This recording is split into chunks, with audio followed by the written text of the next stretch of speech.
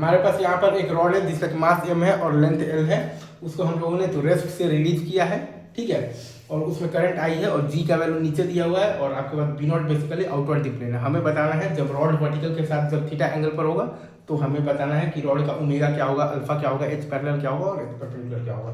तो टॉर्क हम लोग सबसे पहले लिखेंगे तो ग्रेविटेशनल फोर्स का टॉर्क है mg into L/2 into sine theta और प्लस मैग्नेटिक फोर्स का टॉर्क हमें लिखना पड़ेगा इंटीग्रेशन से। तो इंटीग्रल फ्रॉम 0 से L I L dl into V0, torque आपके पास आ जाएगा mg L/2 साइन थीटा और plus half I into V0 into L square और बराबर होता है I अल्फा, मतलब कि ml square 3 into alpha, alpha मतलब कि आ जाएगा आपके पास 3g/12 इंटू साइन थीटा और प्लस आ जाएगा आपके पास 3I V0 और बाई आ जाएगा 2m और बराबर अल्फा, अल्फा आ जाएगा आपके पास 3g/12 इंटू साइन थीटा और प्लस आ जाएगा आपके पास 3I V0/2m और वो बराबर है अल्फा के। अब मतलब कि अपन लगा देंगे वर्क एनर्जी थ्योरम, तो work done by the gravitational force है आपके पास mg इंटू L/2 इंटू आ जाएगा cos थीटा और plus work done by the magnetic force में आप ध्यान दीजिएगा, तो मैग्नेटिक फोर्स में अगर आप देखिएगा तो मैग्नेटिक फोर्स के डायरेक्शन में ही हमेशा आपका हो रहा है तो डिस्प्लेसमेंट, तो मैग्नेटिक फोर्स और डिस्प्लेसमेंट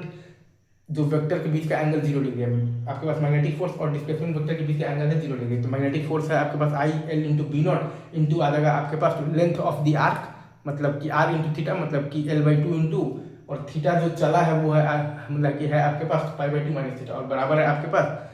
रॉड का change in the kinetic energy, मतलब कि हाफ I ओमेगा मतलब कि स्क्वायर, मतलब कि half into ml square 3 into omega square का। तो ओमेगा आपका यहाँ से आ जाएगा under root of the 3g/L into cos theta plus 3I V0/m into π/2 minus theta. आपके पास आ जाएगा ओमेगा बराबर under root of the 3g/L into cos theta plus 3I V0/m into π/2 minus theta. अब हम लोग रॉड के सेंटर ऑफ मास का इक्वेशन लिख देंगे,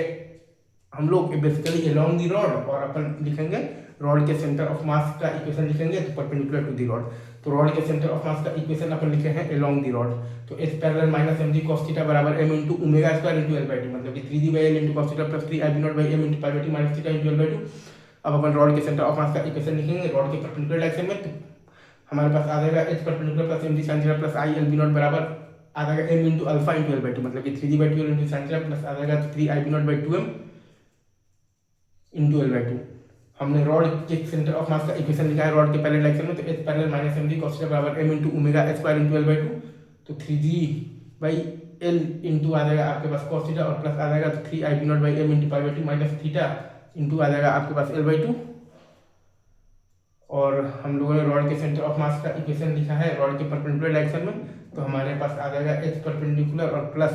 mg sin theta plus I L V0 बराबर m इंटू आ जाएगा हमारे पास अल्फा इंटू L/2, मतलब कि 3g/12 into sin theta plus 3I V0/2m into L/2, simple, ठीक है।